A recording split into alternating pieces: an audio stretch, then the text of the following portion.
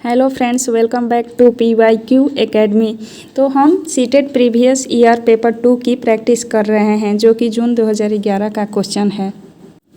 हमारा क्वेश्चन कुछ इस प्रकार से है। लगभग 3900 वर्ष पूर्व आरंभिक नगर हड़प्पा और मोहनजोदड़ो कई कारणों से समाप्ति के कगार पर आने लगे। निम्नलिखित में से कौन सा उन कारणों में से एक कारण नहीं है? तो यहाँ नहीं है ऑप्शन में दे रखा है। तो हमारा ऑप्शन है, पहला ऑप्शन है जंगलों के विनाश और बाढ़ के कारण नष्ट हुए। दूसरा है मवेशियों के बड़े बड़े झुंडों द्वारा चरगाह और घास वाले मैदानों को चराने से मृदा आवरण नष्ट हो गया। तीसरा है नदियाँ सूख गईं जिसके कारण नगर समाप्त हुए। चौथा है नगरों के बीच आपसी प्रतिद्वंदिता और लड़ाई। तो हमारा ऑप्शन यहाँ दूसरा सही हो जाएगा। मवेशियों के बड़े बड़े झुंडों द्वारा चरगाह और घास वाले मैदानों को चराने से मृदा आवरण नष्ट हो गया। अगला क्वेश्चन है, ब्रिटिश शासन के अंतर्गत स्थानांतरित कृषकों को कौन सी समस्याओं का सामना करना पड़ा?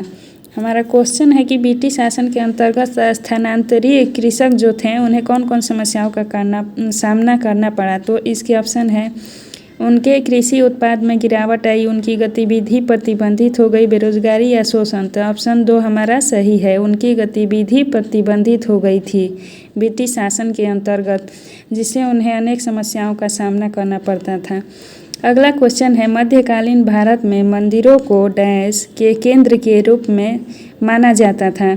तो यह पूछ रहा है कि मध्यकालीन भारत में जो मंदिर होते थे तो वो किस प्रकार के केंद्र थे। इसमें ऑप्शन दे रखा है सांस्कृतिक गतिविधियाँ, दूसरा है बड़े पैमाने पर विदेशी व्यापार, तीसरा है सूफी आंदोलन और चौथा है वास्तुकला। तो हमारा राइट ऑप्शन हो जाएगा ऑप्शन 1, सांस्कृतिक गतिविधियों के केंद्र थे हमारे मध्यकाल में निर्मित मंदिर, जहाँ विभिन्न प्रकार की कार्य होते रहते थे। अगला क्वेश्चन है, गजनी के सुल्तान महमूद द्वारा सोमनाथ मंदिर को नष्ट करने के पीछे कौन सा मुख्य कारण था? तो महमूद गजनी द्वारा सोमनाथ मंदिर को नष्ट करने के पीछे क्या कारण थे? तो ऑप्शन है, उसे मंदिर की वास्तुकला पसंद नहीं थी। दूसरा है, उसने इस्लाम के महान नायक के रूप में श्रेय लेने की कोशिश की। तीसरा है, वह किसी अन्य उद्देश्य के लिए मंदिर का प्रयोग करना चाहता था, या फिर वह वहाँ एक महल बनाना चाहता था। तो हमारा दूसरा ऑप्शन ही सही होगा, क्योंकि इसमें उसने इस्लाम के महान नायक के रूप में श्रेय लेने की कोशिश की थी, जिसके कारण उसने सोमनाथ के मंदिर को नष्ट किया था। अगला क्वेश्चन एंड लास्ट क्वेश्चन है, निम्नलिखित में से कौन सा कथन प्राचीन हस्तलिपि के संदर्भ में सही नहीं है?